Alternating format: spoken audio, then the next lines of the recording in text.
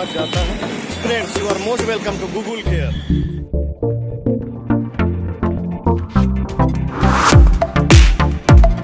Friends, आज हम लोग चलते हैं एक ऐसे जगह जो कि पटना का अगम कुआं के नाम से प्रसिद्ध है और यह सही में अगम कुआं है और यह सम्राट अशोक के समय से यह कुआं है और इस कुएं के बारे में बहुत सारी ऐतिहासिक कहानी भी है जिसे हम लोग आगे चलकर देखेंगे। फिलहाल हम लोग अभी इस ब्रिज पे हैं जहां से हम लोग पटना का नज़ारा देख सकते हैं। आपको ये जो आप मेरे पीछे रोड देख रहे हैं महात्मा गांधी सेतु ब्रिज में जाकर मिलेगा और यह एशिया का सबसे बड़ा ब्रिज है महात्मा गांधी सेतु पुल। इस ब्रिज पे खड़े हैं, ये हाल ही फिलहाल में एक नया बना है, इसको आप देख सकते हैं।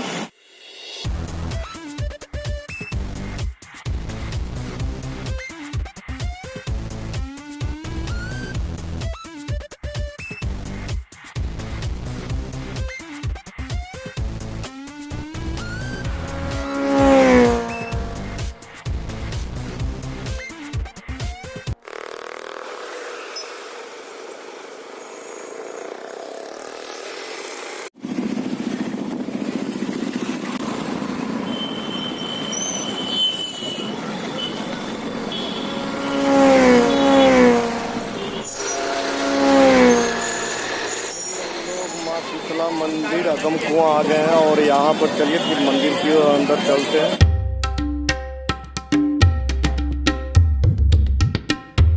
यहाँ पर बाहर में शीतला माता को पूजा अर्चन करने के लिए सारा सामान मिल जाएगा और यहाँ से आप सब कुछ खरीद सकते हैं। उसके बाद हम लोग आगे चलेंगे और इस कुएं की ऐतिहासिक महत्वपूर्णता को देखेंगे और देखेंगे इस कुएं के पीछे क्या क्या फैक्ट है। तो इस कुएं का निर्माण अशोक के समय में ही 273 से 232 ईसा पूर्व, जो कि लगभग आज से 2000 साल पहले करवाया गया था, जिसे ASI के निगरानी में अभी रखा गया है। तो इस कुएं की गहराई 105 फीट है, जिसमें 43 फीट आपका ऊपर का ब्रिक्स से और 62 फीट नीचे लकड़ी का बनाया गया है। यह जगह पुरातात्विक और धार्मिक दोनों दृष्टिकोण से बहुत ही महत्वपूर्ण है। यहाँ पर पूजा अर्चन भी किया जाता है और माता शीतला जी का मंदिर भी है जहाँ पे लोग आते हैं अपने मनोकामना को मानने के लिए और उसके साथ ही साथ यहाँ पर आजकल शादी समारोह को भी आयोजन किया जाता है। तो चलिए हम लोग इस कुएं के बारे में और ज़्यादा जानते हैं। और इससे अगम कुआं इसलिए कहा गया है कि इसे 3 बार कोशिश किया गया है, 1932, 1962 और 1995 में इसे पूर्णतः खाली करने के लिए, लेकिन यह कभी संभव नहीं हो पाया है।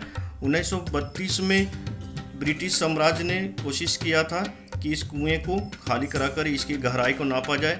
उसके बाद 1962 में एक बार ट्राई किया गया था और 1995 में लालू यादव ने उस समय कोशिश किया था कि इस कुएं की गहराई को नापा जाए, कुएं का जल स्तर को खाली कराकर देखा जाए कि यह कुआं सूखता क्यों नहीं है। तो उस समय भी वो लोग असफल रहे।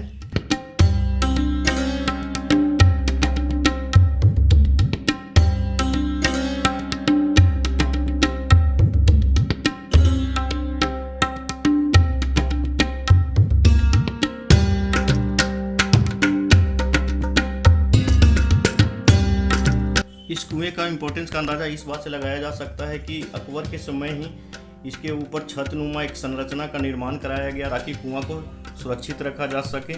इस कुएं का वर्णन 5वीं और 7वीं शताब्दी में चीनी यात्री फेन के द्वारा भी किया गया है और उस समय यह बताया गया है कि यह कुआं एक यातना गृह का काम किया जाता था अशोक सम्राट के समय में, जिसे कि हम लोग आगे चर्चा करेंगे। पाटलिपुत्रा के खंडहर का खोज करते समय ब्रिटिश खोजकर्ता लॉरेंस बेडल ने भी इस कुएं का जिक्र किया है। और सबसे बड़ी बात यह है दोस्तों कि ऐसा माना जाता है कि इस कुएं का पानी का रंग 7 रंग में बदलता है, जो कि किसी चमत्कार से कम नहीं है। ऐसा माना जाता है कि इस कुएं का जो स्रोत है वो गंगा से अटैच है, क्योंकि अंग्रेज के समय में एक अंग्रेज का छड़ी गंगा सागर, जो कि पश्चिम बंगाल के नज़दीक है, वहाँ गिर गया था और बाद में इस कुएं में ऊपर तैरता हुआ पाया गया था, जिससे कि अभी भी कोलकाता म्यूजियम में रखा हुआ है। इस कुएं के इम्पोर्टेंस इस बात से भी पता चलता है कि माँ शीतला को पूजा करने के पहले इस कुएं का पूजा किया जाता है और उसके बाद इसके जल से ही यहाँ पर पूरे कैंपस की साफ सफाई की जाती है। और यह भी माना जाता है कि इस कुएं का जल से कुष्ठ रोगी और चिकन पॉक्स रोगी ठीक हो जाते हैं और इस कुएं को आराधना करने के बाद लोगों को संतान प्राप्ति भी होती है। तो इस कुआं का बहुत ही महत्वपूर्ण है और चलिए अब इसके बाद हम लोग इसका ऐतिहासिक तथ्य को जानते हैं, जिसमें यह माना जाता है कि यह अशोक का एक तहखाना के रूप में था। इस कुएं में 9 कुएं अंदर और हैं, जिसमें से लास्ट में एक अशोक ने अपने तहखाना का निर्माण करवाया था, जिसमें वो अपने खजाना को रखता था। और यह एक यातना घर भी था, जिसे कि चीनी यात्री ने भी उल्लेख किया है। ऐसा माना जाता है कि अशोक अपने 99 भाइयों का सर काटकर इसमें डाल दिया था।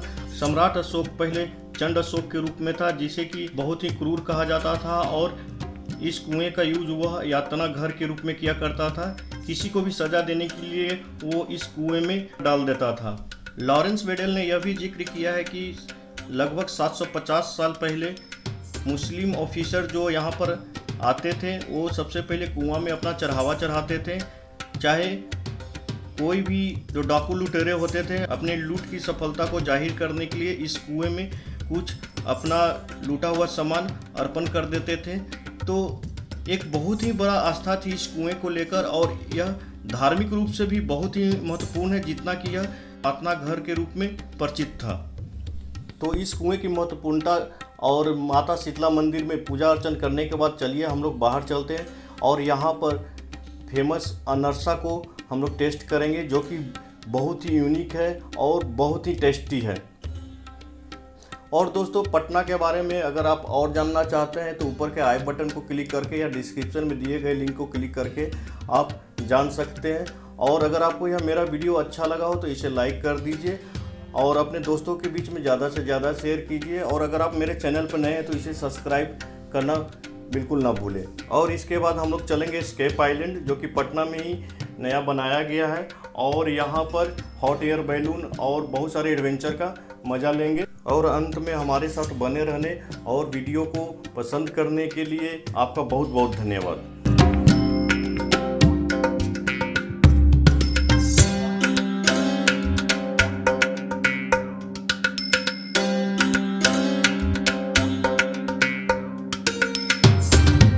और जब कभी भी माँ शीतला मंदिर आइए तो यहाँ पर ये जो अनरसा है ना, यहाँ का फेमस है, इसको खाइए जरूर। क्या भाव है? हम लोग अपना कैसे रेट है? 100 रुपये। और यह बहुत ही लाजवाब है। आप भी यहाँ पर आइए तो जरूर एक बार ट्राई कीजिए। हम भी यहाँ पर एक ले रहे हैं और इसको ट्राई करेंगे। यह बहुत ही मतलब अद्भुत है। यहाँ पर आइए और इसको जरूर टेस्ट कीजिए।